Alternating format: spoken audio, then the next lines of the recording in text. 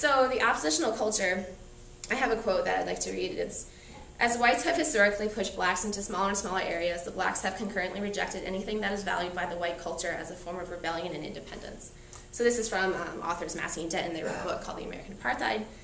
And an example that they use of rejection of the mainstream society is the African American vernacular.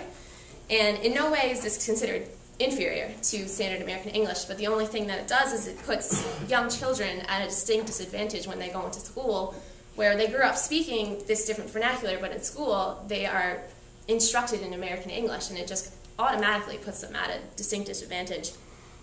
And another aspect of the oppositional culture that puts children at a disadvantage is the unwed teenage mothers. When you're having children that you can't support, if you can't support yourself, your child is clearly not going to be as well off as I could have been. So something that I needed to think about as I was doing this project was, were what the Russells said sweeping generalizations, or were they actual realities? Because, you know, they clearly had an extreme nostalgia for Canarsie, and you have to think maybe they were just focused on select fragmentations of reality, and they were actually obsessed with the worst aspects of ghetto life. So when I went digging, Mike had said, you know, the schools in Canarsie were a great place to learn. And unfortunately, I couldn't find any statistics for before in the 1980s during this white flight, and which was the hardest part for me in this project because I couldn't collaborate evidence from then till now. But what I did find now is that in 2006, 71 of the 262 graduates of South Shore High School in Canarsie, which is one of the two high schools, only 27.6% received a Regents diploma, while the statewide average was 73.9%. And then actually in 2007, South Shore High School in Canarsie was broken up into vocational schools, which they thought would better serve the community. And then even more regrettable was Canarsie High School, which is the other high school, was closed in 2007 because it received an F on the progress report from New York State. So Mike, based off his memories, he had said that the high schools were either 90% white and then 10% African American or minority. And at the time of closing, the racial composition of the school was 85% African American, 12% Hispanic, and 2% Caucasian. So this is some interesting crime statistics for Canarsie. Some of the more interesting things that I found, and some of the more frightening things, were you know, a 71-year-old man was killed because the victim looked at the attacker the wrong way. A gunman killed a 17-year-old boy broad daylight at 4 p.m. And also, a 7-year-old woman was knocked down by a group of young girls. It's just kind of signifies an area that you wouldn't want to enter and you kind of wouldn't want to live in. And all this data was collected from Spot Crime Online. And then this was my favorite part of this paper. It's favorable neighborhood racial compositions. So for Caucasians, if a neighborhood is 50% African American and 50% white, 84% would choose not to live in this neighborhood. 64% would try and leave, and 72% said they would feel uncomfortable. And then at that same 50-50 threshold, 87% of African Americans said that this would be their ideal racial composition for a neighborhood. They're actually more for integrated neighborhoods than are most Caucasian peoples, and they don't want solely African American neighborhoods or solely Caucasian neighborhoods. So when you think about it, these are people that are all for integration. They would never dream of not, you know, eating in a restaurant with a minority worker, minority individual like we've seen in America's history, but yet they wouldn't live in an integrated neighborhood. It's just a very interesting dichotomy that exists. So in conclusion, when I read over my paper to redo this presentation, because I had finished my paper in December, I didn't realize how persuaded by the Russells I kind of was. It's very interesting because whenever you read something like this, you would normally read the critics of white flight, and you don't actually hear the first-hand account and what it felt like to kind of, in their eyes, like be forced out of their neighborhood. Of course, I took everything that they said with a grain of salt, but at the same time, I didn't realize how influenced I was by them until I read it over now. And I think what I just want to leave you with is that, like, white flight is a major issue involved in the perpetuation of the underclass in America's ghettos.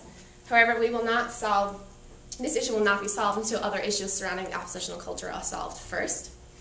So I'd just like to thank my professors, Professor Snow and Professor Moyna, for their support during last semester. Also my family, and all of you here today.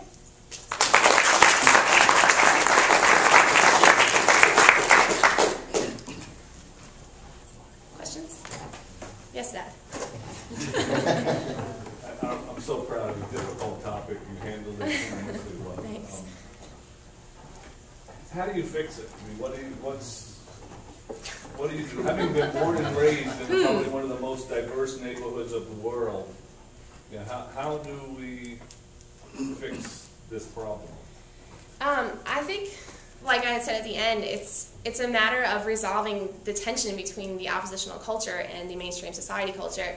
But it's kind of a which came first, the chicken or the egg thing. It's, do you know, people that subscribe to mainstream society aren't going to accept the oppositional culture, and the oppositional culture is not going to accept people that subscribe to mainstream society. So how do you fix it? Like, there's no really clear answer. And actually, we didn't really ever come up with an answer in class either, because there's just so many issues surrounding it. It's unfortunately ingrained in American society, and it's going to be really hard to fix. You said that having the opportunity to interview this family was very influential to you. So I'm curious, did you have any opportunities to do some more critical reflection as to how you were thinking about race in general and perceptions? And I'm just interested in knowing more how, not necessarily how you will fix the problem, but how you were thinking about the situations that were happening there, because you only had one perspective really to go from. That's very true. And actually that's what all last semester was spent on. The two classes, it was, help me out, what were the name of our classes? Senior reflective. Okay, that was the name of our class. But they were all focused on racial issues and how we perceive race, and even going beyond that, just social issues in America and how we perceive them.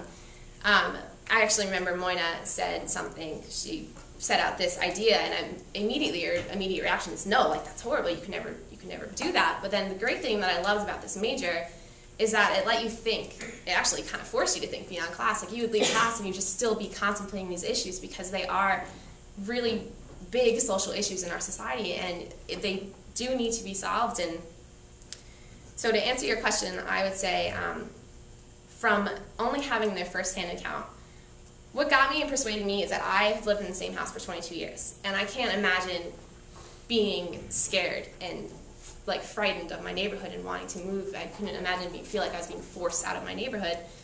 But I think, I'm